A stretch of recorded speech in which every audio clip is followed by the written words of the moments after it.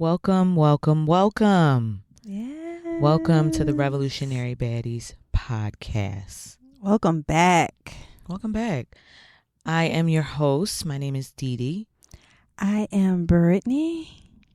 And we are in the third episode of our very special Black August series. Yes. And I hope that folks feel very, very informed, feel more excited about continuing to celebrate and commemorate and learn more about Black August and what it means for us as a community, and take on different creative projects where you, based on your talents and what you know, really make it more accessible for more of us to learn about Black August in the Park. Yes. I mean, or Black August, not just Black August in the Park. It just comes. It just rolls right Remember, on out. we got BAP and BAT. BAP is Black August in the Park. BAT is Black August tradition. That's the way I try to. I got you. Yeah. But we're here. Yeah. It's still Black August, isn't it? Like, it's still Black August. It's the whole month. All 31 days. Yes. I've been doing really good with my pescatarian diet. Me too. So I've been fasting from meat and me and Brittany. And I have been studying mostly for the podcast. Yeah. And then doing some reading. I'm reading like a James McBride novel. If anybody's read Deacon King Kong, that's what I'm reading now. Oh, I remember you did have that book. Mm-hmm. Yeah. I'm still trying to make my way through Sky Full of Elephants. Okay. I'm going to finish it. You must. In September. By September. Okay. That's good. Yeah. Yeah. My goal for this summer was to read 3 books. I've read 1. I had a goal this year to read 1 to 2 books a month. Oh. And I am very much behind. But I will say that in January, I read the love songs of W.E.B. Du Bois. You gonna bring that up? That motherfucker was 800 pages. So technically, it got me through the summer. Like, that's like 4 or 5 books. Yeah. In one. Yeah. And then I've dabbled with some other ones. But, the podcast has been I did read. I read Ring Shout.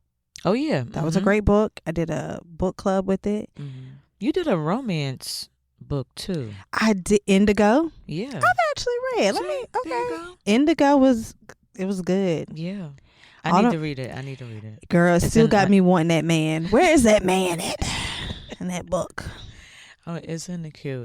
I read Their Eyes Are Watching God, and I read a romance thing that was like jazz music. I forgot. I don't even remember. But it didn't stick with you. The title didn't. But it was good. It was good. So we've done our reading. Yeah. Yeah. Something else I'm trying to remember. Anyways. But yeah, I finished a few books this year that I feel we've done some reading. Very, very good we've about. done some studying. The training part I'm slipping on a little bit. Okay. Just a little bit. Okay. A lot. But when you say training, what are physical training? Yeah, like what? Well, I was getting up in the morning and hitting a little routine. I had a little weights. Okay. I had a little stretch routine, a little video. Okay. On my phone. Nice. Love that. I had a little ab workout video. Nice. Struggled a lot with that. Mm-hmm. Yeah. And baby steps. Yeah, it's never too late though. No. It's only mid-August. Yeah, don't be too hard on yourself. Yeah. Training wise, I try to do something physical pretty much every day. You were already training. You're trained. You're trained. I did yoga this morning, hot yoga at 7 this morning. Yesterday I went to shout out to my home girl that teaches yoga, Tasha, in Durham. It's my favorite yoga teacher. And then yesterday I went to another like strength and yoga class. So it's like 30 minutes of weightlifting, kind of hit training type of moves, and then 30 minutes of like chill yoga. So it's like a balance. Shout out to Kelsey. Dee Dee does so much working out by 9 a.m. It's crazy. And you would never know when you see her. If I did those type of workouts in the morning, you would hear about it all day. Like, I'm still a little sore.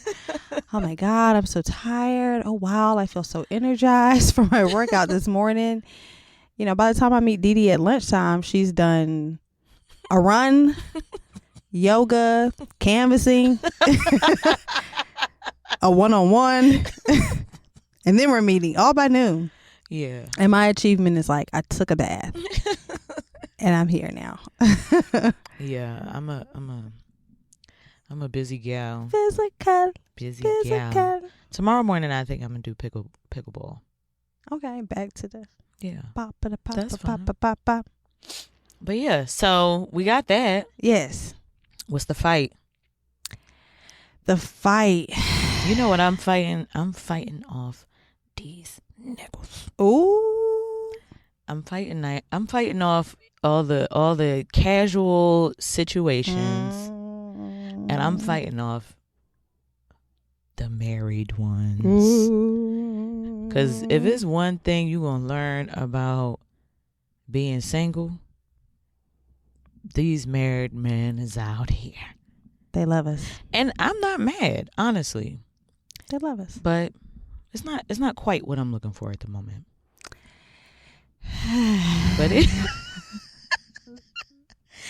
But that's what I'm fighting. I'm trying to just not just do it for the thrill, not do it for the plot. I've been there, done that. Sometimes I will. The plot. Doing it for the plot, Lord. A little lore. But it's dangerous in these streets. It is. It's dangerous. It is. Yeah, I don't. What are you fighting? What am I fighting? Probably myself. What do you mean? I'm fighting these deadlines. I'm fighting this spirit to tackle them. To get up out that bed in the morning. Oh, okay. Okay. Discipline. Me and discipline be tussling. Yeah.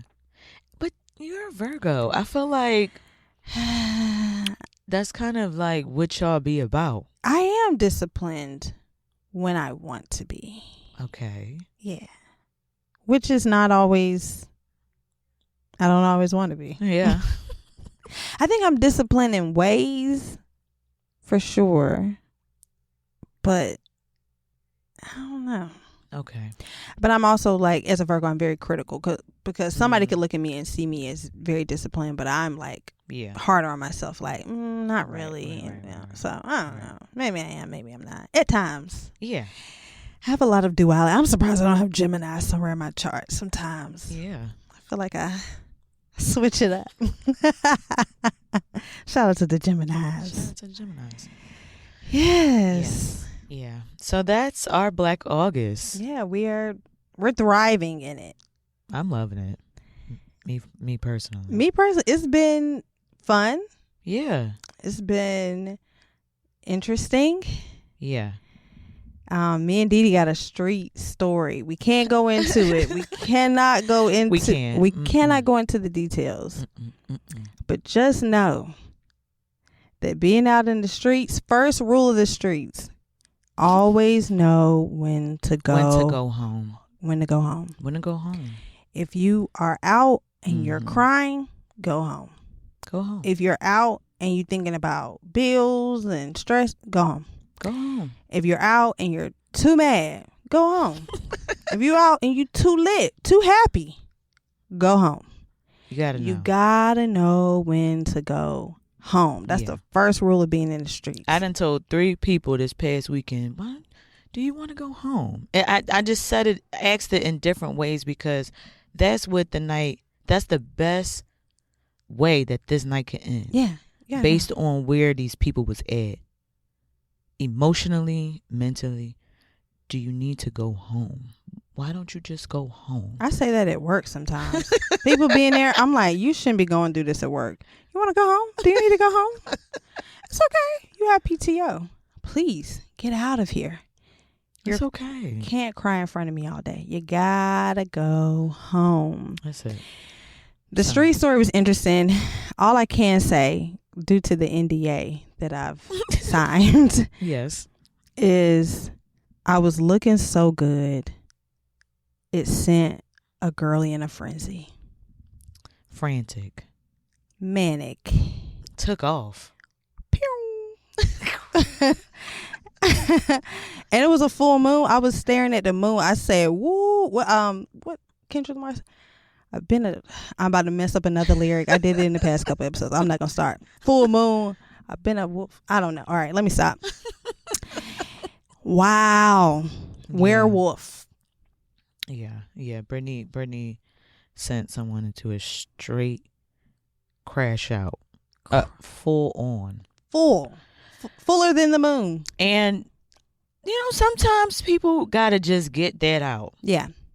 Sometimes people just need to just get their shit off. Yeah. But then the demons come up out of them, and you gotta get away before they jump in your body. That's when you gotta go home. You gotta go home. When somebody's exercising their own demons, you gotta stay clear before the motherfuckers jump on you. Mm-mm. But hey, being a baddie is not easy. Mm-mm. It's not easy. Most of the time when I'm out, the girlies, Black women, we show each other love. You look good. You look good. Mm-hmm. You look good. Mm-hmm. And then other girlies get sick to their stomach. Sicker. Yeah. Wow. Yeah. So I don't know. I guess it's a pescatarian diet. Was my waist extra snatched? Was my skin glowing? You know what? It's the salmon I've been eating and the omega fats. I was glistening. Bitch, salmon is so it's the omega fatties. Black people love some salmon. Boy. That's the new fish. I had a tilapia phase in college. Boy, you couldn't get me off of a tilapia. And I felt real bougie because everybody else in college was like eating McDonald's fast food, and I was at home like, I'm about to go home and fry me up some fish, as if it was like Croaker or Trout or something, right, with some good fish. I'm going home. Them thin fillets from Walmart that I bought in a box. Tilapia sustained me. But then somebody told me tilapias weren't real, and it shook me. I was like, what you mean? I've been eating them. How many more things we gonna find out not real? At this point, what is? I mean, some of the conspiracy theories I feel like everybody got one or two. Oh, I got a few. I have one. What's yours? I don't think that Stevie Wonder is still blind. Oh, I've heard theories. I've heard these theories before. Because still blind. Now, what happened? When did he get the sight? Maybe he was at first. He had surgery? I don't know. But something about the full-on blindness, I just don't believe. You ain't buying. Okay, mine is a little different. Well, mine isn't much different. It's actually How he taking a picture on a disposable camera? How he behind the camera? And an accurate photo. I see us in the park. What do you mean by that? Isn't she lovely? Isn't she beautiful?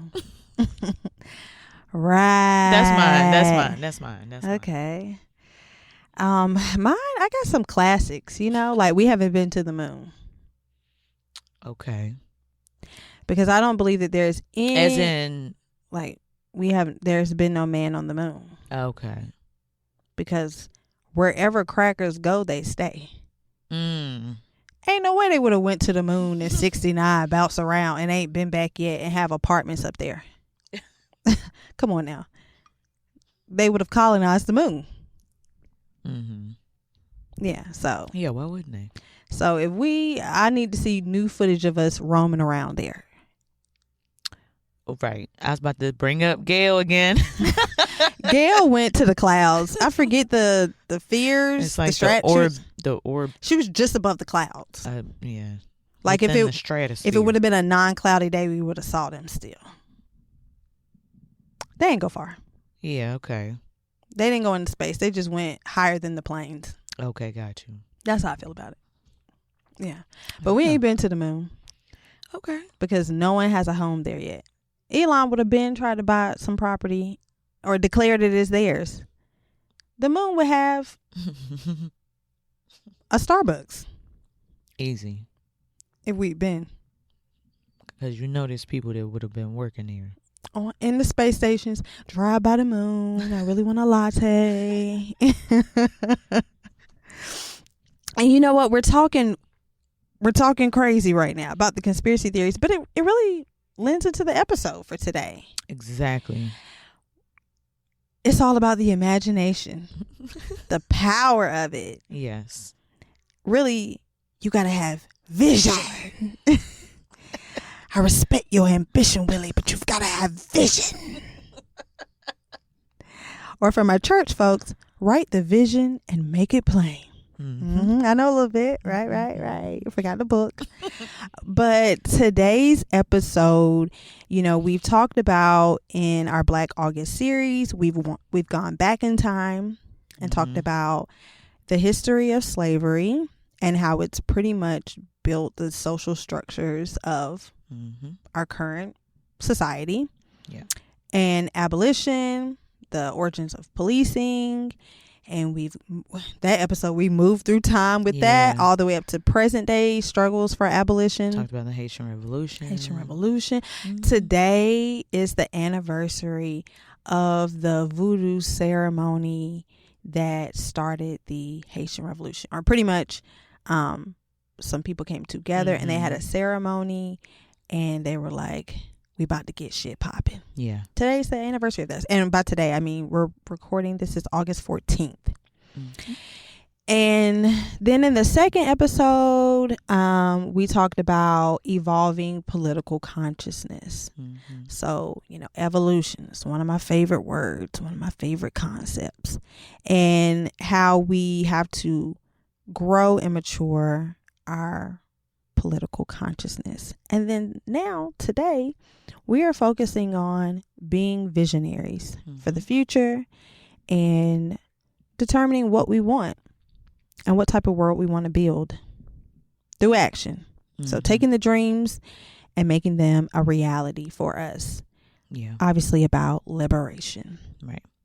And again, I feel like I said this point in another episode, but what we are in the middle of, if we think about it as a country that is one of the most powerful, most influential countries, both financially and culturally, one of the most influential of the world, we have to imagine that we are currently in the middle of what could be the revolution. Yes. Being that it started with Reconstruction. Like the Reconstruction was the birth of what is meant to be an American Revolution. And what we have right now is late stage capitalism, U.S. imperialism, really led by white supremacists, patriarchy, and fascist regime with fascist values. And they are the ones that are currently in power in this country. But revolutions go on. And it's a process. Right. Everyone that you study, I was looking at Fidel Castro. I think his birthday was today, it was recently or a couple days ago, something this week. And he obviously is one of the greatest revolutionaries in modern history. He was talking about how it is such a process. It's not this event. I don't know. I'm sure the people who stormed the Capitol thought that they were setting off the revolution of their own sort. Right. But it's not a singular event. It is this process, and it's really a never-ending process as well. Right. And I saw someone online talking about how we have to look at revolution not so much in the accomplishments, but just in the journey and the fight. Yeah. And the struggle, which the struggle is always ever going. So, are we in it? We're in it. I mean, you don't know until the thing about history is that we have the ability to look at things that happen over the course of years, right, decades, sometimes centuries, and we can sum it up into like a chapter. Make sense of it, yeah. And so it's like, okay, this thing happened, but think about all the people who were living in it, generation after generation. Yeah, you know, they didn't see it the way that we do because we're able to conceptualize it as this event in time. Yeah. So it's a slow process, and one day history will write about now. Yeah. And we don't know. We may be on the other side of the arc. We may be on the upside, the downside. History will determine that. Yeah. I mean, part of it is like the COVID-19 coronavirus shutdown, lockdown. To me, just looking at what I've learned about history, like that particular moment is probably the thing that's has accelerated the process of, towards revolution. It's made way more people, there's already a level of mistrust of the leadership of this country, but I think that particular moment really exacerbated the mistrust that people have towards leadership. And I think that's a great point, that moment also, it was a big change in lifestyle. Literally.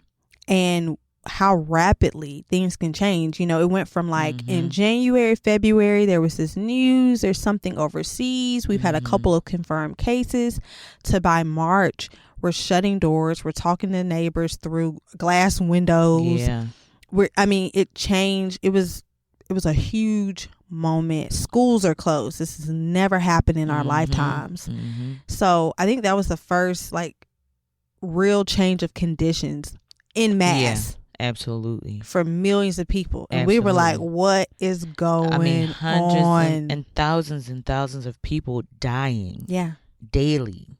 And the propaganda, seeing the propaganda in the mainstream media about, we're looking at people, we're like, people are dying. They're bringing out refrigerated trucks to hold these bodies. And you got people on the news like, is this real? Is this going on? And people are like, we are really living in different realities. Yeah. And we've got 100%. People who were like, you won't make me put on a mask. Right. And people are like, no, these motherfuckers are dumb for real. I always knew it. But it was also one of those things that ensued another body of another tentacle of the right wing, which was QAnon. Oh, QAnon, remember that? Yeah. They are an organized force of conservative, ultra conservative, mostly white folk, that were really against the vaccinations, was really how they gained a lot of popularity, notoriety.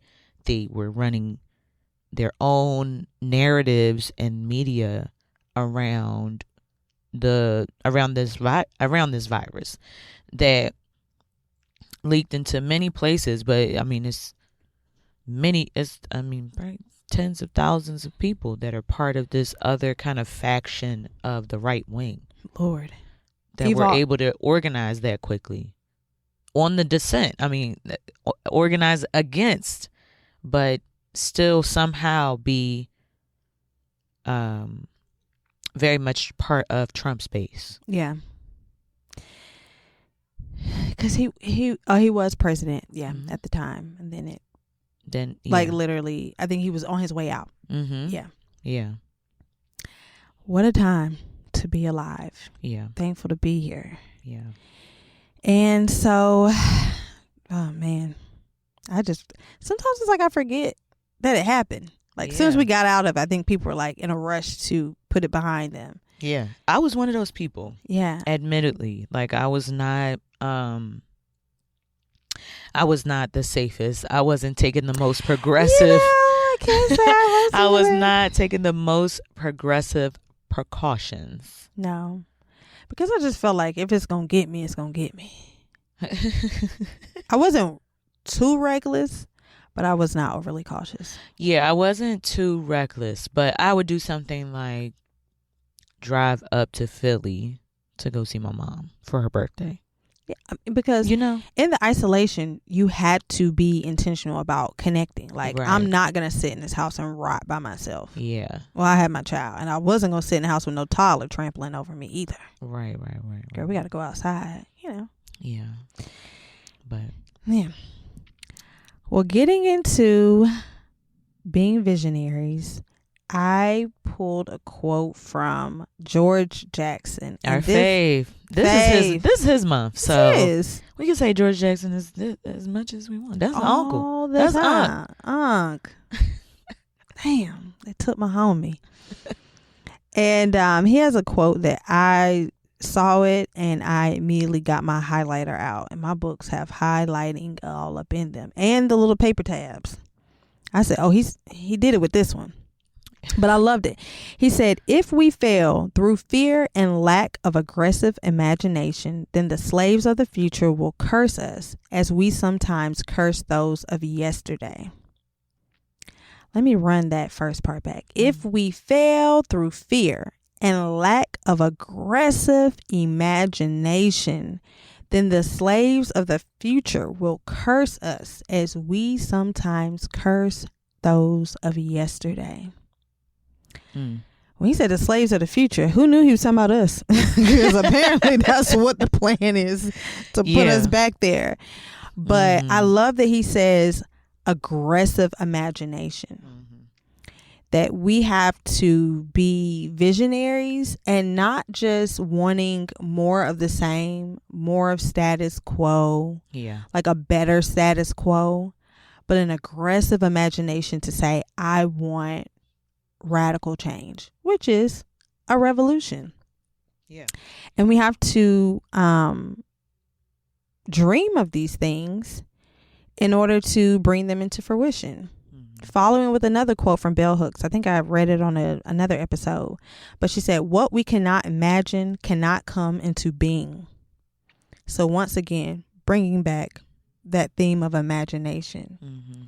What we cannot imagine cannot come into being. We have to individually, but more so in a collective, have a vision for the future. And we've talked about it before. Project 2025 was someone's vision. Somebody's radical imagination. An aggressive imagination. Aggressive imagination. An aggressive imagination. And they came up with this plan, and then I'm sure from a few individuals got together in a collective, continued to build around it. Like the Bible says, write the vision and make it plain. They wrote that shit down. They had bullet points. They went back to the drawing board. We gotta get that motherfucking drawing board. Damn, that board is good. They don't miss on that board. They ain't gonna lie. They don't miss on that board. When they get up on it, we gotta get the markers. And so they went to they went back to the board and they said, okay, we didn't let this nigga Obama be in office for 8 years. That's enough of that. That's quite enough. We'll never go back to that. That'll do. And they crafted this and they built power. They were strategic. And now look at Project 2025 being fully implemented. Almost fully implemented. I honestly don't even know fully. There's so much in it, but they're on a roll. They're making their promises, and they've got their guy right. They're making their promises, and so we have to also be as visionary, as wildly visionary as they are. I always said last year during the elections, where is the Project 2025 for liberals, for Democrats? Where's the manifesto for us? And it wasn't there. And that's because the Democrats are the National Democratic Party. It's the epitome of maintaining status quo, as we discussed. They've been on a downfall for a long time. I mean, they're getting more and more red as the days go by. I mean, there's some local standouts, maybe a state senator or state rep that's a little bit more left, that is truly a outlier on the margins of the Democratic Party. And a lot of them are moderates / right wing. Mm-hmm. And that's where it's like they don't have any vision for the future. They just want to keep things going as smoothly as possible. Yeah. Keep capital flowing, keep people working, keep people spending money, and just easy peasy. Yeah. And it's not with the Republican Party, like, it's also not that they all agree on the same thing. Right. Because they don't all agree, they're not all against abortions, for instance. They're not all for getting rid of Medicaid, for example.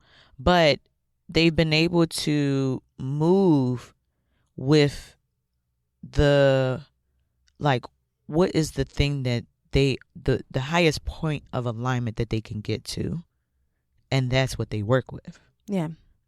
From the highest point of alignment. And I feel like on the left, we are too wrapped in covering all of our bases that we're not actually able to work together from our highest points of alignment.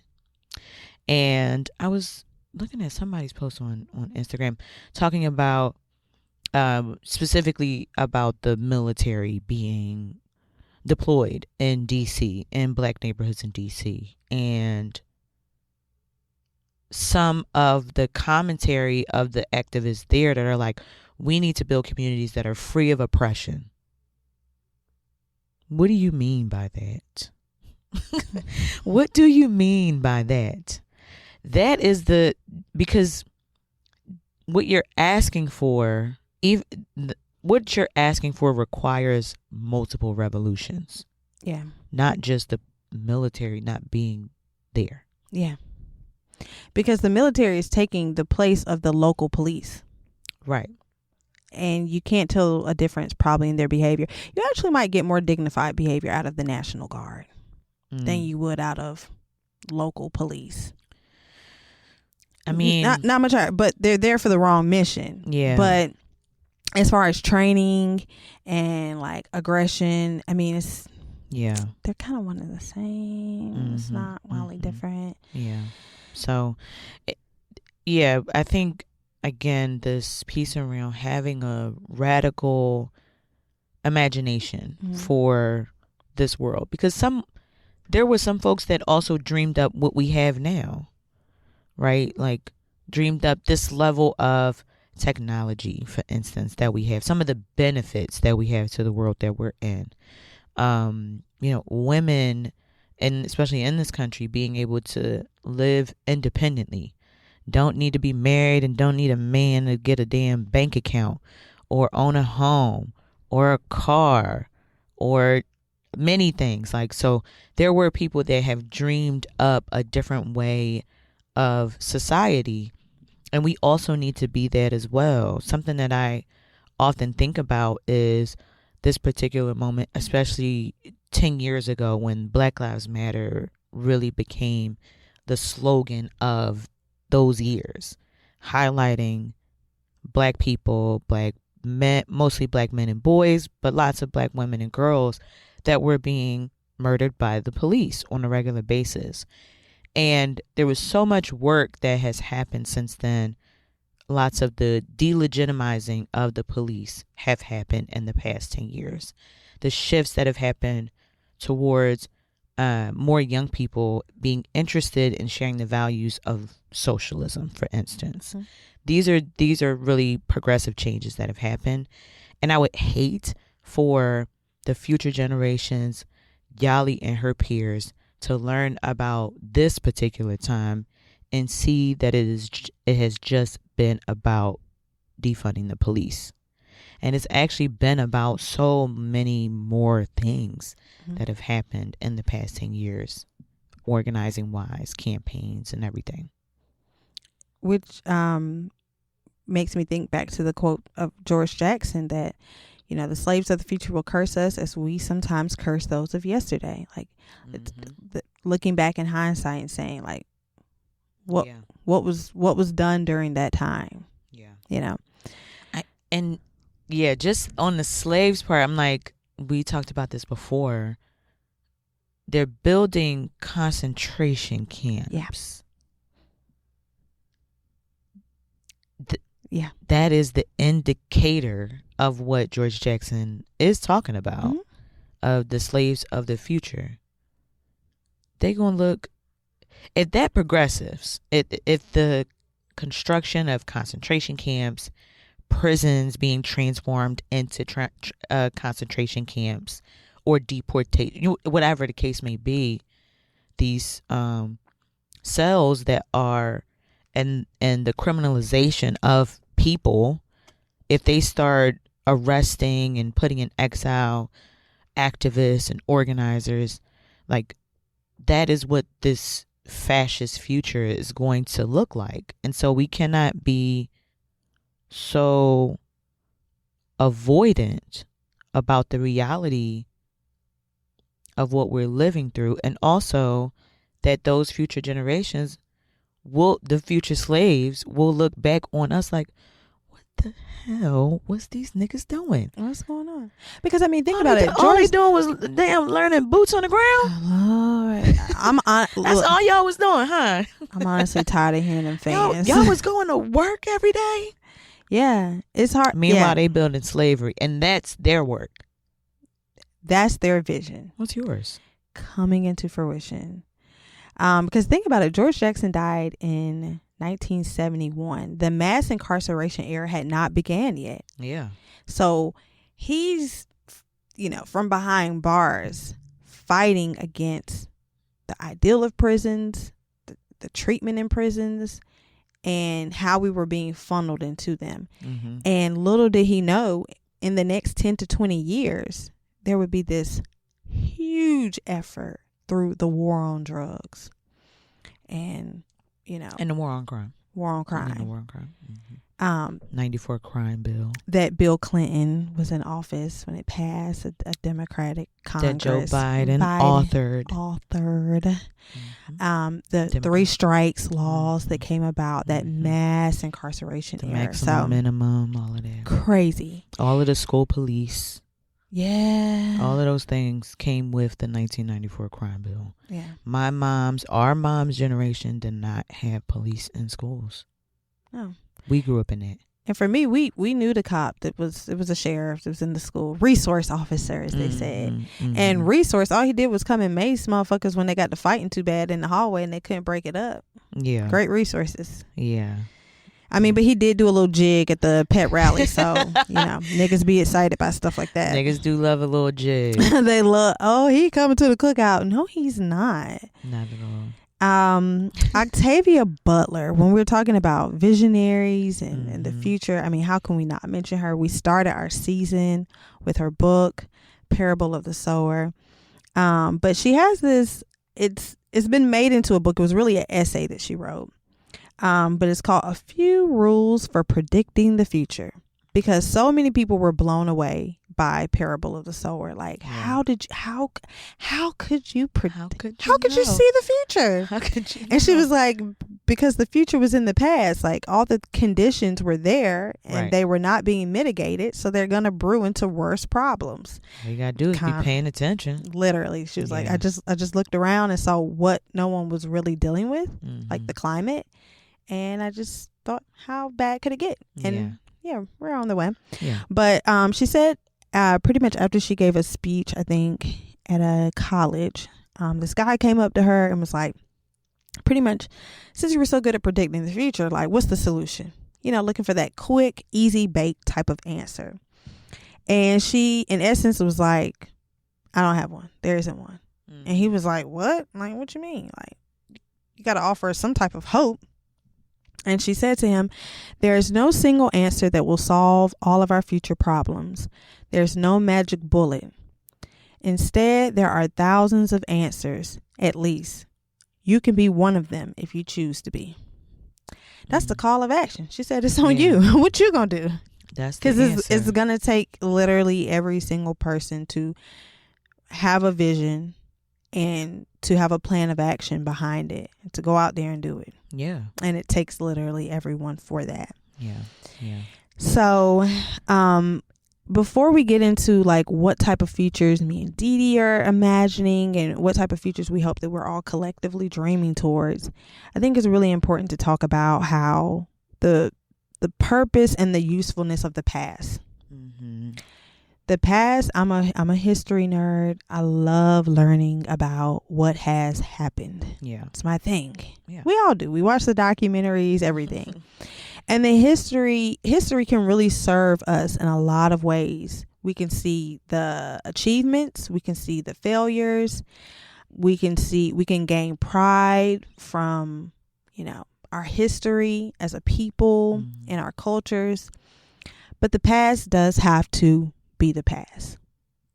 We cannot recreate it, and we don't have to return to the past. Yeah. There are no glory days in human history. Like, it's always Newsflash. Newsflash. That's just too damn bad.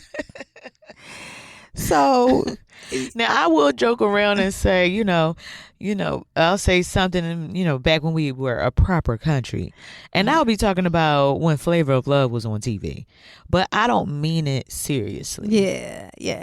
We've never been. Now, granted, pre-colonialism, I do think black people were happier. If I had to guess. If I could get in a time machine and put some bets on it. And other people throughout the colonized world.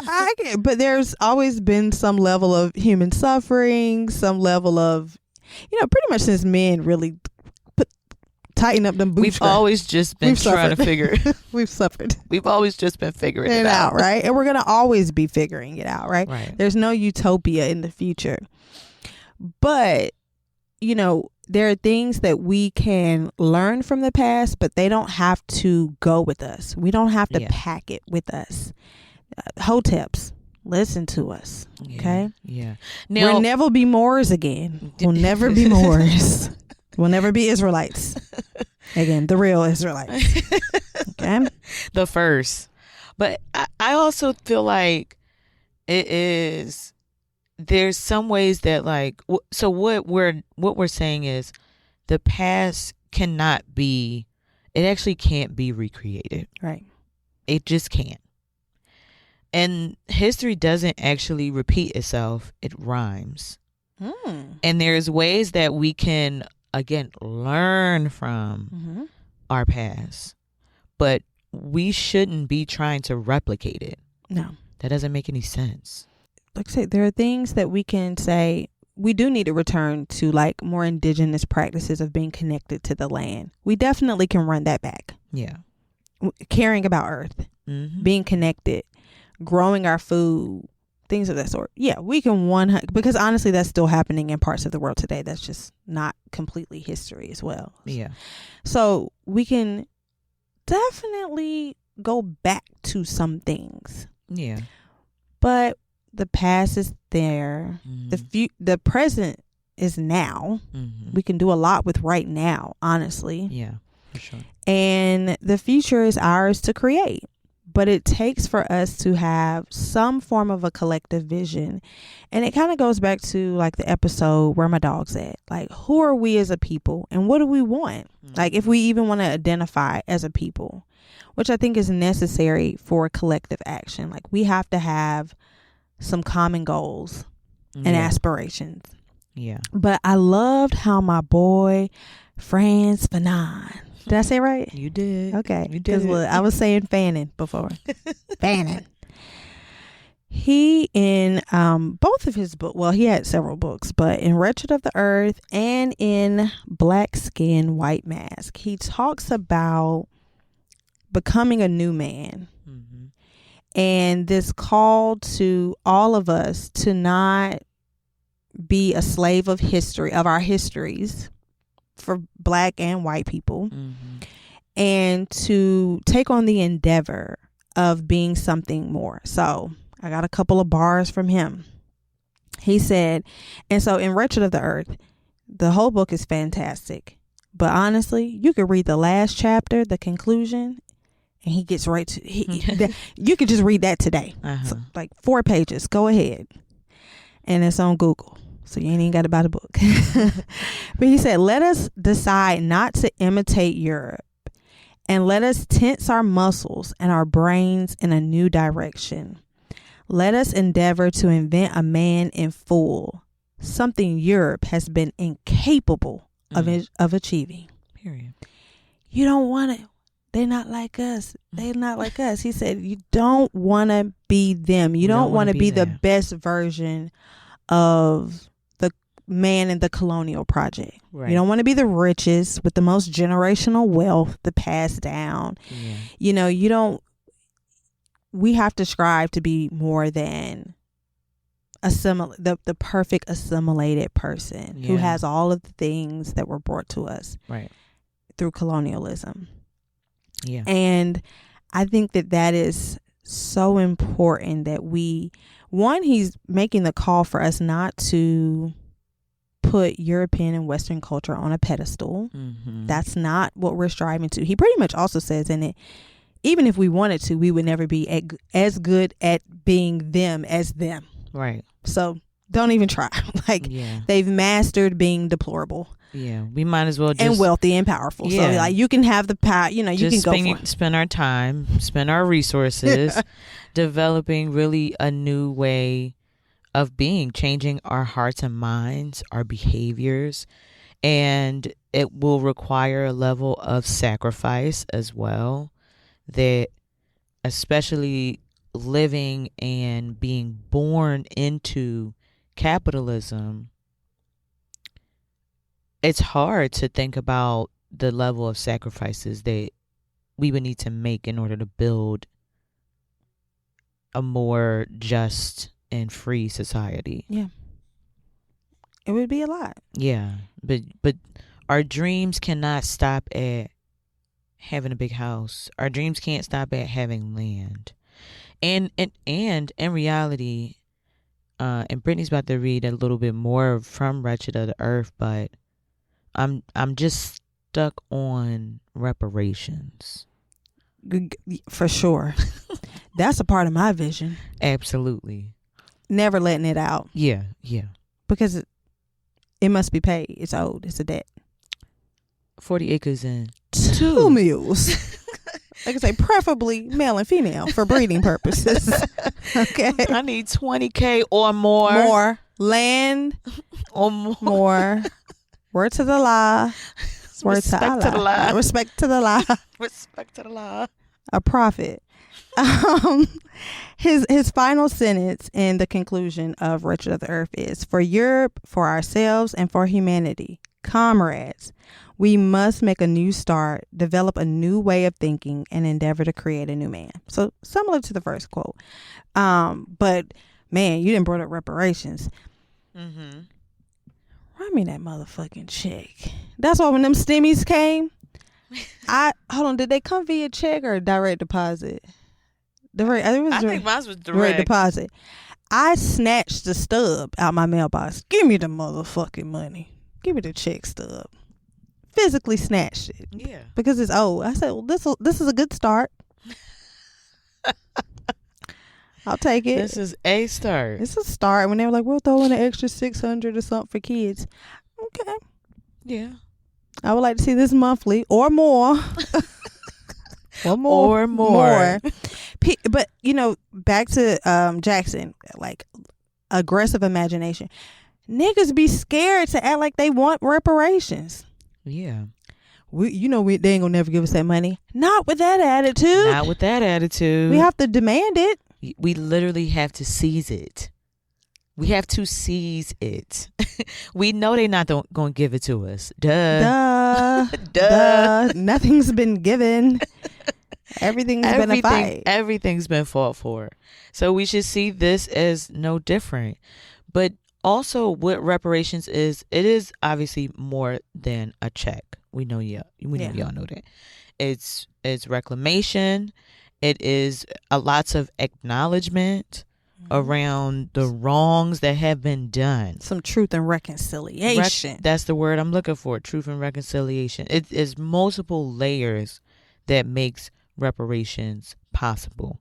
But us getting our due diligence actually will make it more possible to build a Black revolution. Yeah. And, there have been attempts to have these reparation, not councils, but they've been committees. Yeah, the committees. To review it and all of that. And look, because that's the first step. What do we need to review? Yeah. Go to the Blacks and Whites. Well, it's not even a review. It would be where it's at now is just trying to move forward to get a task force. Right. That's it. To do that will do a report. Yeah. And then the report will have to be assessed. I don't know by who. Probably a bunch of lawyers and judges and shit. Yeah. Politicians as well. And then maybe some variation of it is formed into a act, bill, one of those. And then if it went, so it's so many steps forward that has to happen in order for reparations to actually be even just on the table. But we have to put it at the forefront of what we envision. Some type of debt being paid, settled to us. Yeah. And that we deserve it. Because people like, well, we weren't slaves. Or, baby, you're missing the point of how reparation works. Yeah. The people who are in Israel right now hoping to build in Gaza, they look at that as their reparations. Absolutely. You're a Jew from Brooklyn, and because of the Holocaust that did not happen to you, your grandparents actually weren't one of the ones who fled. You know what I'm saying? Now you feel entitled to the land in Palestine because you feel like it's the reparations that was given to you all through Israel. And they got it. Because the Zionists in the late 1800s, because Zionism, for you all who don't know, Zionism existed before the Holocaust. So people who think, okay, Jews went through this experience and then therefore, they needed this their own nation, their own safety, place of safety. The plans of Zionists, I think the founder's name was Herzl something. He was alive in the 1800s and he had a plan for the state of Israel prior to the Holocaust, which began pretty much in the late 1930s, 1940s for sure. So visionary. And then by 1948, the state of Israel was established. So you can dream it and it can come into fruition. But with that, there is, like you were talking about, the amount of sacrifices. It will not come easily. It will not come without a fight. It will not come without violence. Not for us. Not for us. Never has. Not for us. Good Lord. And so we have to, it's really birthing pains. Like, you don't get the baby without the pains. We don't get what we want without some level of antagonism to go with it, especially for Black people. We are going to have to fight. For everything. So, Dee Dee, as your experience as an organizer, what has it been like to be at a table, be in a space, to be planning? And when we talk about the future, it's not 100 years from now. Literally, it could be 5 years from now. That is the future. Tomorrow is the future. So when you've worked on these projects like Durham Beyond Policing and was it the CARE? What's the thing? The CARE. For Which thing? The thing. You posted about it the other day. Oh, the other day, the restorative justice thing. Yes. What has it been like to be in planning sessions to kind of collectively envision a new project, a new endeavor? Yeah. It really depends. Woo. I've been in spaces that are visioning, meant to be for brainstorming, developing what's the future of this thing that we are doing, and it's been like a nightmare, full of just philosophical thinking, lots of pontificating, lots of just spouting word soup to just sound the most progressive and wanting to include everybody who's anybody, and not really having a plan of how to do that. So there's those spaces. So that's one end of the spectrum, and then there's another end that is like incredibly visionary, a great deal of trust between each other to be bold enough to say, like, I really don't think that is possible in this particular moment, and here's like the conditions why. Spaces where you're in disagreement and everything is not so existential. Mm-hmm. So there is a spectrum of those things. I'll say that, like, overall,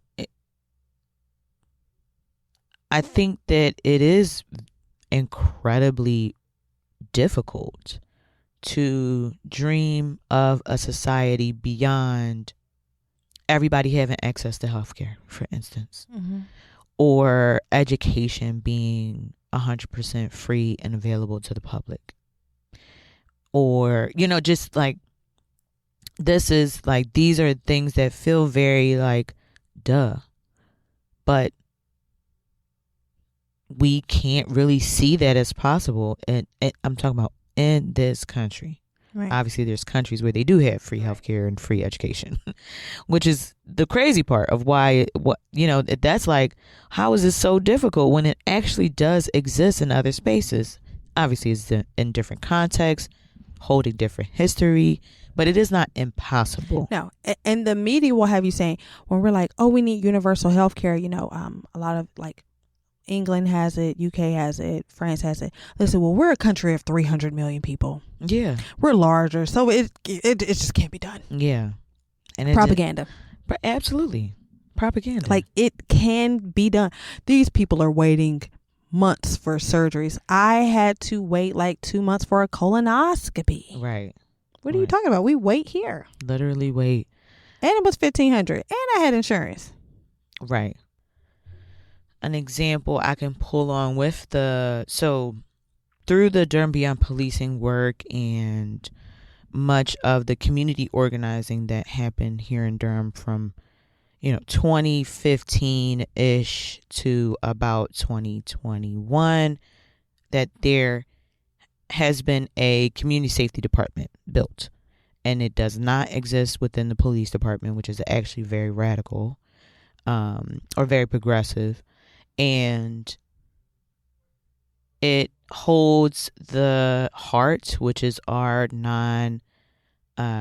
unarmed response team to crisis and crisis intervention. And it is mental health professionals that go out. There's a social worker, case manager, all of that goes out for nonviolent calls to the police.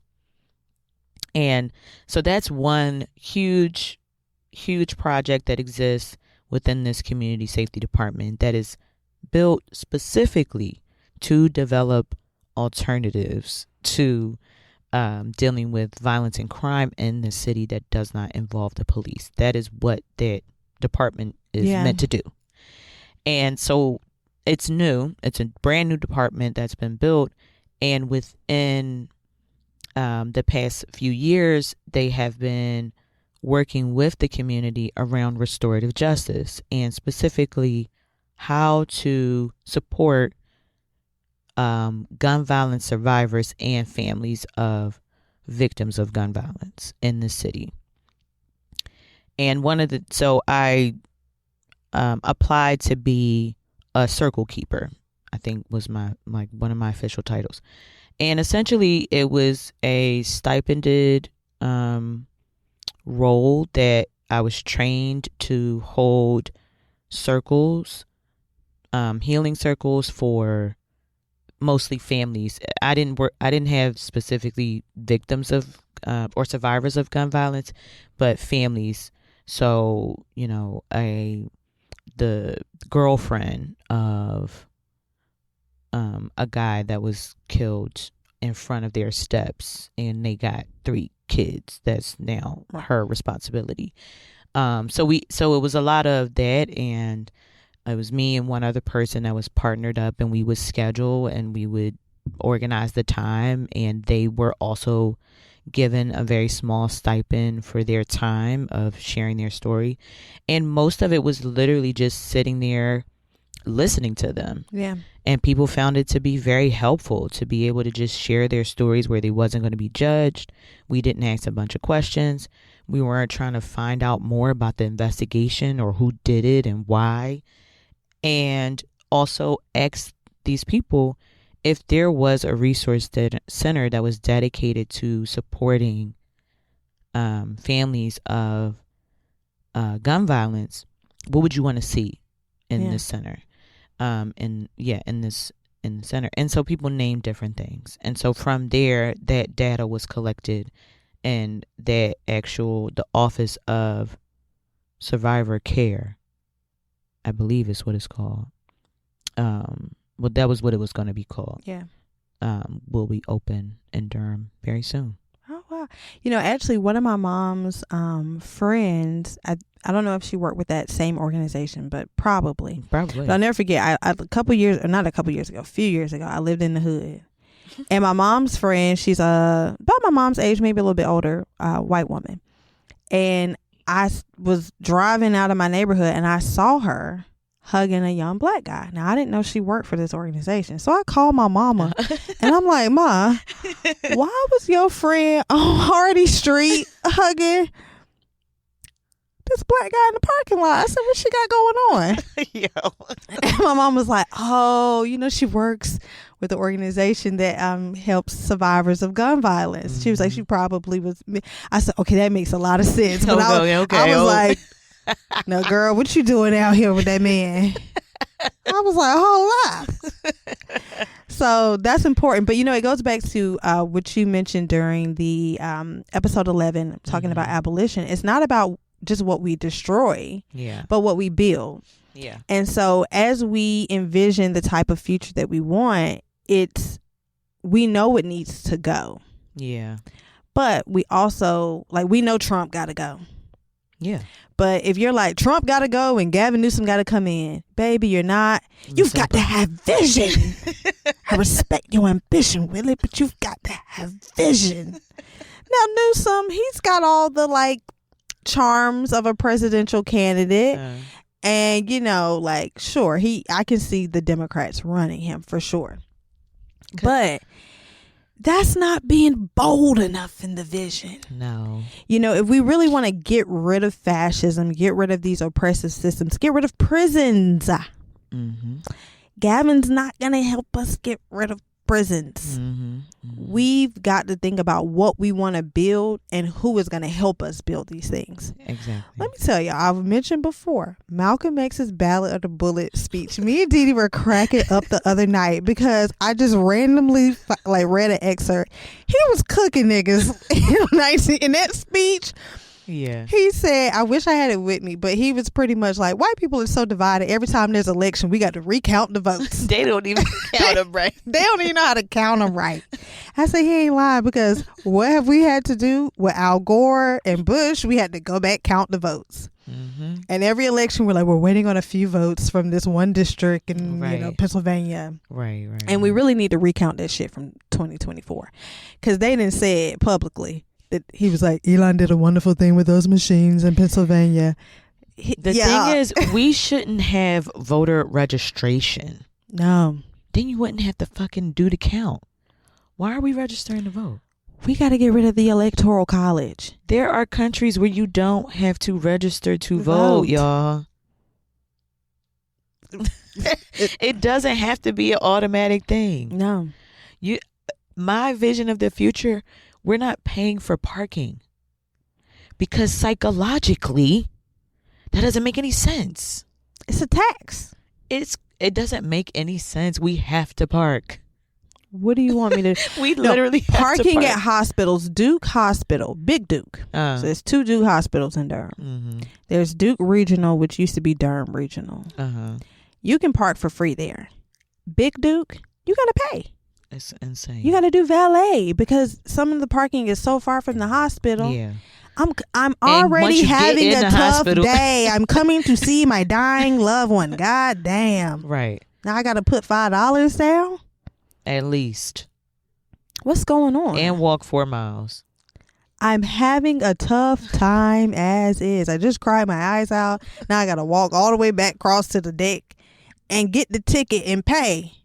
Get it validated. What more do you want from me? Like Tyree said, what more do you want from me? I mean, literally. I'm just naming parking as an example. Obviously, we got to have vision, but just to say that parking as a it is the thing that started public goods being made private, right? Privatized. The privatization, the mass privatization that has actually happened in this country started with parking lots. Then it went on to schools. Then it went on to all of the privatization of healthcare. Then it went, all of these things literally started from having to pay for parking. That's the conspiracy That's theory. That's the neoliberalist dream. Yeah. I mean, I don't, like downtown, I don't be paying. And if I get a ticket, not doing my white man's paperwork. But it's part of our function of society, right? Like, we have cars, we have to park them to go to places. To the places that you want. Why Why do we have to pay for it? Yeah. Why do we have to pay for water? It is a natural resource. Why do we have to pay for water? That doesn't make any sense. And it shouldn't make sense to us psychologically. Right. We will have to, with the revolution, we will literally have to change our hearts and our minds, not just the systems, but our hearts and our minds about the earth. Our thinking, like Fanny says, we have to change the way we think about everything. Yeah. Everything is up for me for the chopping block. And I like my belief system. What you chopping first? Religion. Okay. Let's get to it. I've held out long enough. The real Brittany comes through. Okay. Now I've soft launched it in a couple episodes. Now I'm gonna be delicate because I respect everyone's beliefs. But when I think about the future, I think about women having a different place than what we currently hold in society. Mm-hmm. Shout out to Thomas Sankara. I know he would be listening to the podcast. RZ. He would be a revolutionary zaddy for real. If you have not already, please look up the speech that he gave on International Women's Day. I believe in 1984, 1987. I don't know, but just start Googling it. It'll come up. And you can get the book as well. Mm-hmm. And he talks about that there will be no emancipation for the man in Africa or elsewhere if the woman is not emancipated as well. Mm-hmm. He said we cannot have liberation for us and then not for women who make up more than half of our society. Right. And so when I think about some of the things that have subjugated women, that damn story about Adam and Eve. I don't know Eve. That bitch is not my ancestor. Even if she was, y'all done repainted the story. Y'all done did her dirty. It's a myth, y'all. It's a myth. It's called mythology, just like Zeus and Athena. Hercules. Who else is up there? Medusa. She was a victim. And so, I believe that it's, very grounding, and I see the importance in people obviously believing in God. And I would never ask people to walk away from that. Religion is dogma.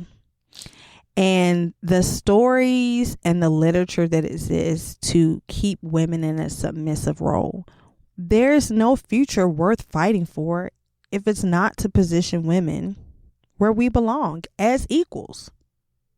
I would say superior. Ideally in leadership. I would say superior, but supremes, but yeah.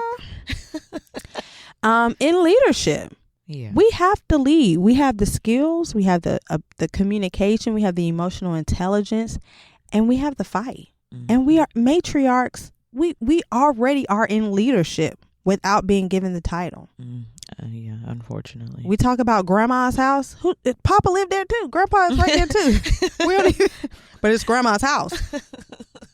You know? And so I think that when I look at the future, mainly I'm talking about the Abrahamic faiths. So that would be Christianity, Judaism, and Islam. They have outlived their day. Kind of like capitalism. You know, it had its moment. Great run. But where we are going and how we must think, once again, redeveloping how we think, I don't think it has a place in the future. Now, I'm not talking about a year from now. Sure, great. Mm-hmm. But in the future where people are liberated, where there's no book that someone can open and say, this is a reason why you can't live your life the way you want to, the subjugation of queer people. Really, men are crushed by patriarchy, which the Bible reinforces patriarchy Consistently. It will free us all to look at that book, kind of like The Great Gatsby. You know, you can read it. It's good. It's got some stuff in there.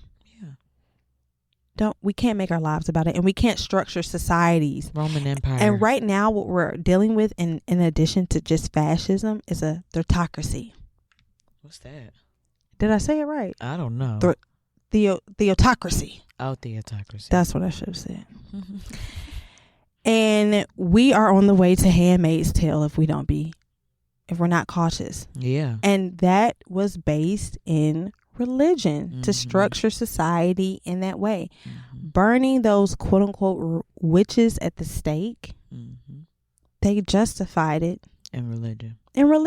Yeah. And it's not so much that, you know, that the Bible is all bad, or, you know, that the Quran is all bad or anything of that sort. It's that humans are not responsible with dogma like that. And so if we're going to move into the future where women are in leadership, we're going to have to leave certain systems behind. We don't have to leave God behind. No. Let's bring God with us. Yeah. Bring the spiritual, bring the values. Bring it all, you know. Leave the practices, leave the systems. Yeah. We're going to have to evolve past that, because religion was in the human history, religion was what was used to kind of explain the eclipse, the moon, the sun, the happenings, the earth shaking. No one knew an earthquake was due to tectonic plates shifting. Yeah. So it was attributed to this something in the spiritual realm. And that's fine, but we've got science now. And we can still lean into spirituality for sure. We can, like I say, the Haitians, they called upon some spirits and said, guide me through this. Guide me, oh Lord. But as humans, as we endeavor to be more evolved, I do think that we could evolve all systems of beliefs. And like for me right now, this is what I believe now, but I'm not opposed to moving from these beliefs into something else. Yeah. If it makes sense. Yeah. But it gotta make sense. It gotta make sense. It can't be like, well, that's what it was. And, you know, my mama loved the Lord. My grandma loved the Lord. My great grandma loved the Lord. Everybody loved the Lord. We go back. And so, shoot, I guess I do too. All right. I get it. But, you know, evolution. You got to have vision. I respect your religion, Willie, but you've got to have vision. I'm going to post the clip. Y'all going to love it. I respect your religion, but you've got to have vision. Jesus was a visionary. Okay, so you got religion on your chopping block. Don't let me get started. I did let you get started. You did. You gave me my space. But somebody got to stop me. Okay. What's on yours? This also might be a little controversial. Uh-oh. We getting rid of the golf courses. I told Didi the men are going to hang. They're going to burn her worse than any witch in Salem if she takes those golf courses away. Hear me You're out. doomed. You're doomed. Go ahead, tell them.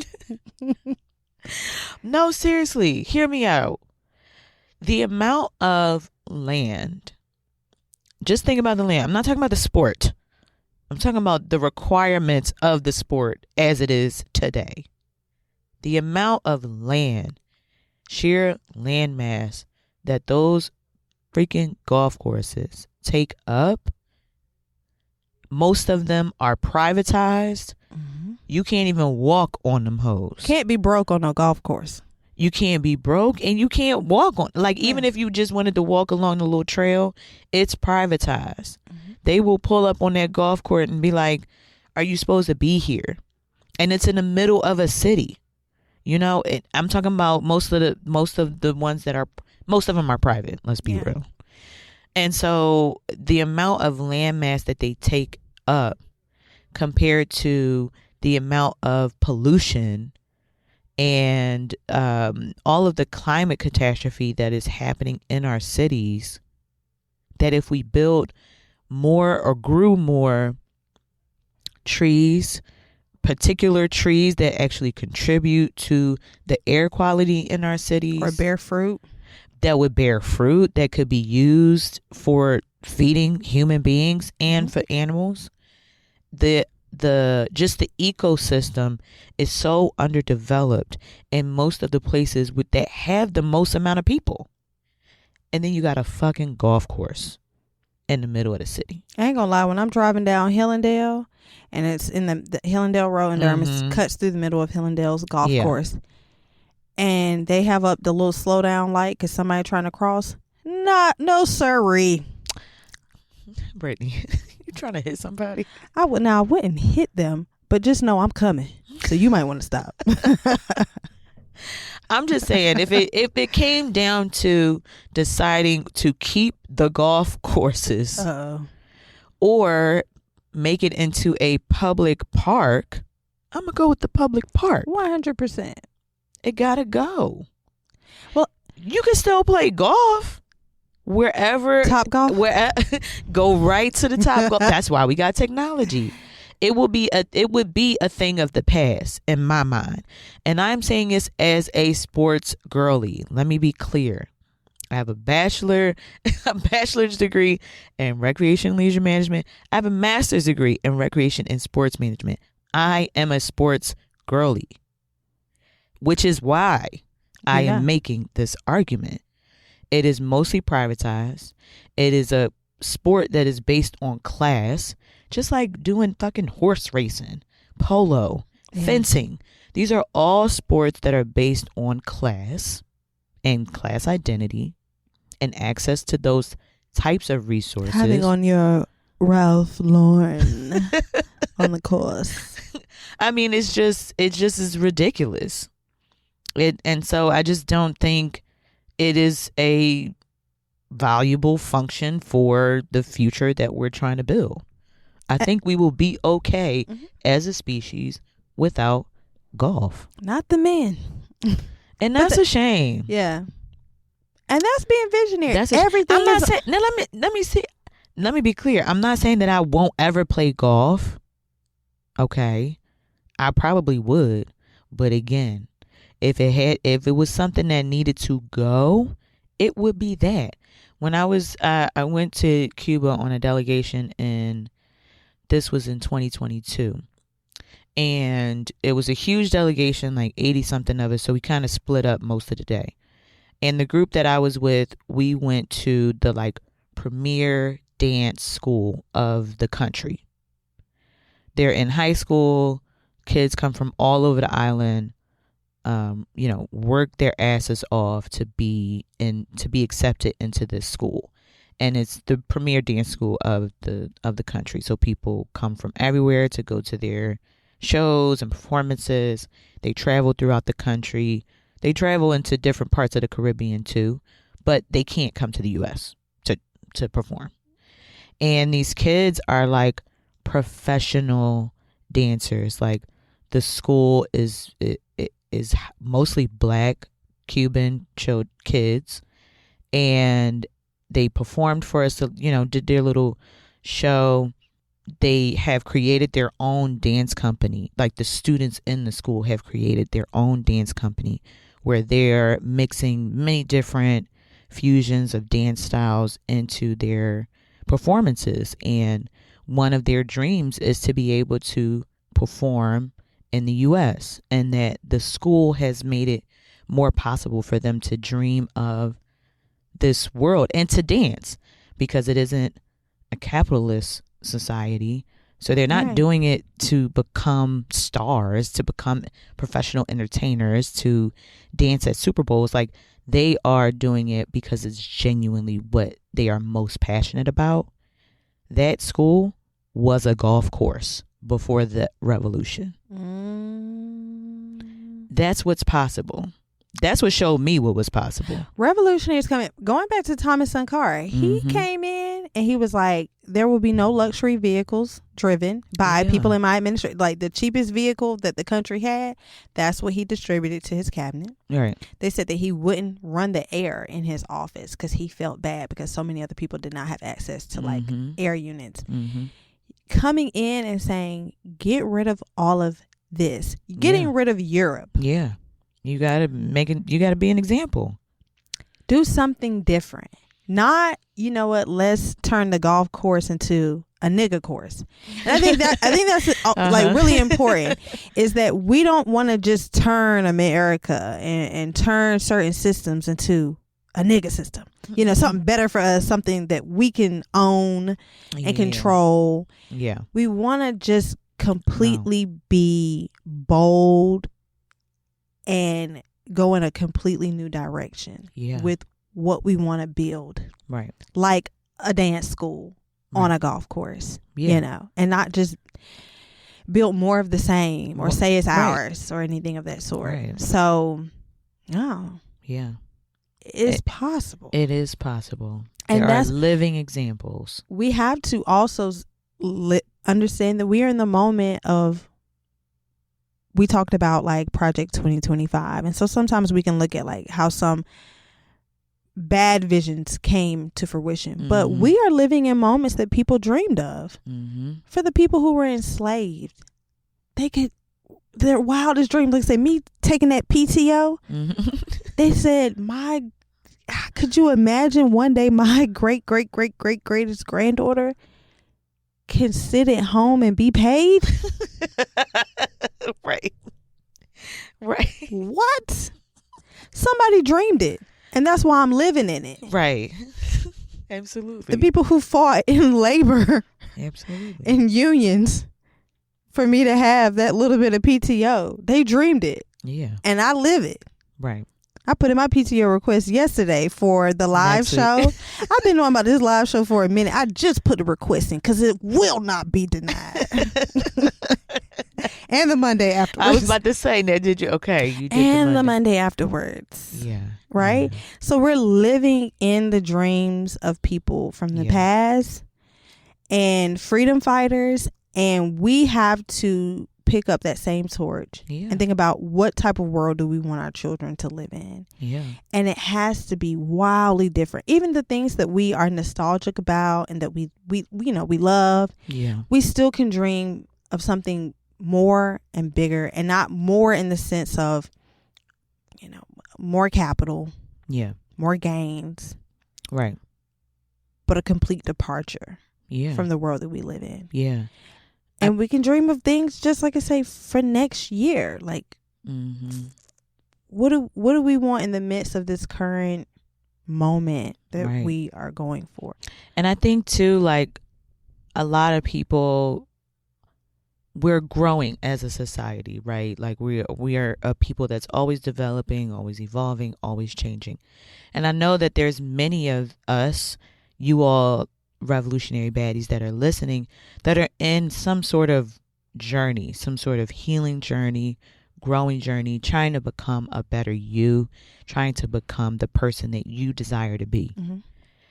Add vision for the future of the society into that regimen, mm-hmm. into that routine. What needs to be up for questioning in your life? Whether beliefs that you've stuck through, that you feel stuck on, that just don't suit you anymore. You can't live up to it no matter how much you try. Like, dream a new dream. What is the new Black community? What is the new community that we're trying to build? A lot of times people be like, well, back in the day, you used to be able to just go know your neighbors, mm-hmm. and they would watch the kids, and all these, ways that the past can be idealized and romanticized. Again, there's been no glory days. So there's ways that certain things have really been missed mm-hmm. about, especially the Black community, in the way that we were with each other. We don't live under the same conditions where that is happening en masse anymore. We used to be much more concentrated as a people. Black people pretty much can only, if you went to college, you more than likely, especially in the 70s and 80s or before, you went to a HBCU. And that's where a lot of, collectivized visioning and resistance happened historically. But we don't live under those same conditions anymore. And it isn't as simple as like, okay, well, let's just take this school and make it Black. And let's just take this street and make it Black. And let's just take this thing and make it Black. Like, that is a good starting place for imagination. And we could go even further. Like, how do we avoid or fight against the exploitation of natural resources? How do we get capitalism? I think everyone's vision, we all have different visions for the future, but if ending capitalism is not a part of it, I respect your ambition, but you've got to have vision. That's got to go. Yeah. It can't be anymore. It is the biggest blocker of the future. Yeah. And what we want to imagine from it. So there's a lot of books out there. Sky Full of Elephants, which I mentioned earlier in the episode, I think is a great book about just having this ideal of like, how do we exist in a world without worrying about the white gaze? Mm-hmm. And how do we move through this world freely? James Baldwin talks about it. Ta-Nehisi Coates talks about it in Between the World and Me. How do we advise our children and ourselves to move in a free way despite everything that exists? Yeah. And who would we be outside of these systems? Yeah. And we gotta be come different. Baby, be different. Let me tell you, I ain't gonna get too far in it because I do dream. I go down rabbit holes. Yes. Let me be free to be the nigga that I want to be. That's a poem. Boy, oh boy. A poem. Boy, oh boy. But that's the question for our audience, for the listeners. Who would you be if you were free? If you were free. That's Nina Simone. I'm a pop that in the show notes too. Pop them Nina Simone song. I wish I knew what it was like to be free. That's where the brainstorming can begin. Yeah. Like how do you see yourself moving through the world? And then what systems need to go to support that, and what systems need to be built to support that. Mm-hmm. And in our live episode, which all of our listeners, I know you all won't be able to make it. Not all of you all are local. Oh, sorry. But in our live episode, we are exploring ideals about the new Black community. Mm-hmm. And it's a session we're asking the audience, for the people who are listening, I want to remind you all will get about your seats. This is an interactive, immersive live episode recording. You all are a part of it. You are our co-hosts when you pull up. And we want to dream together to come up with some plans, some goals, and to build together. So it's important to be a visionary, and we're making that call. What are you thinking of? Yeah. What you want? Yeah. We're excited to be in this visioning space with y'all, and really grateful again for all of the support that we've been getting since starting this podcast. This is episode number 13. 3 months. And going back to vision, this is my last little bit, I will say. Last November, I wrote in my journal that I wanted to use my gifts and my talents to talk about things, to educate. And I was like, I don't want to do it in a formal sense, because once again, I have to think outside of capitalism. Because sometimes people ask me, what are you passionate about? And I'm like, I love teaching people. I love, learning and sharing it with people. And they're like, it would go straight into a job. Well, why don't you become a teacher? Oh, you can make money. Why don't you do this so you can make money doing it? And I'm like, I don't want it to be controlled by curriculums and stuff. Yeah. I want to do it on my own accord. And I really wrote in my journal I think I wrote on November 3rd, like, I don't know what it'll look like, but I know that's what I want to do. And on November 16th, Dee Dee sat with me across the dinner table and said, how would you feel about doing the podcast? I was like, well, yeah, okay. And here we are. Yeah. And we had a vision. We did. And we said we want to just talk about things. We want to be funny. We want to be ourselves. Dee Dee also said at dinner table, let me also bring this up. She said, I think we could be at Black August next year doing something. Absolutely. And I'm gassing her too. I'm like, absolutely. For sure. We both, yeah. We're here. We are here. Write the vision, make it plain. Make it fucking plain. And so when you want to dream about the things you want to do, keep the profit motive and stuff, because that'll come. I think it's coming. I hope. But keep in mind just being authentic and it being rooted and grounded in what we wanted to do for our people. Yeah. And watch it take off. That's all. Dream in Black. This is for y'all. Truly. It really is. Yes. So thank y'all. Yes. Thank you. Muchas gracias for listening for another episode. We coming back, baby. Next episode, we on that stage. The next episode, we going to be on the stage. Looking good, smelling good, shea butter brown.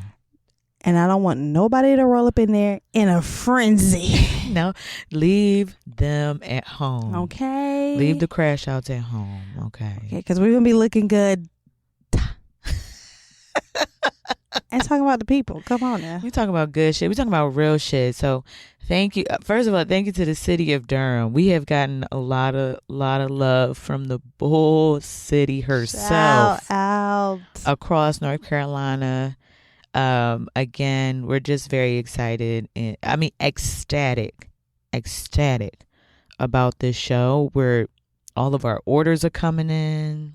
Yeah. Everything is running really smoothly, honestly. Because we had the vision. And we prepared. And it's 3 Black women, really smart, working together. We gonna shout out to Damaris. Shout out to our baby daddy. The original revolutionary daddy. Our baby daddy Damaris she's kept it like a good man. She's kept us in check. and sometimes we need that. Absolutely. So yeah, shout out to her. Yes, 3 Black women are putting on this production. Yes. It's really beautiful. We're so excited. So all of our information for the event you can see on blackaugustinthepark.com. It is also linked in our Instagram bio, link in the bio at Revolutionary Baddies. We are on Spotify, Apple Music. We're also on YouTube. Please check out our Patreon. Yes. And we're in a short film. We didn't even mention that. We are in a short film. Yes. It's called Claim. Check out Black August in the Park's website and Instagram. Me and Dee Dee have been acting our asses off. We I want them to submit it to the Academy. It needs to be in the film festivals. Check out The Claim. It's an amazing short film. We haven't seen the whole thing yet. No, we haven't. I think it's going to be shown at Black Oaks in the Park. That's what. Really? Mama. We made it. We have arrived. So pull up. Just pull up. The whole weekend is going to be lit. See us in your future. Yes. See us. Exactly. See us in your future. We'll see you in the future. Mm-hmm. Thank you so much for listening.